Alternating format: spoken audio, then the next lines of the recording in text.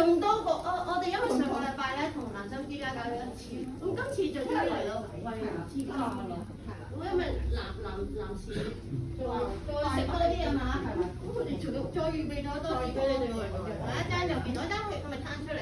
咦係咪定係隨時都攤得出嚟啊？哦，咁我揾埋少少先，好快地揾埋。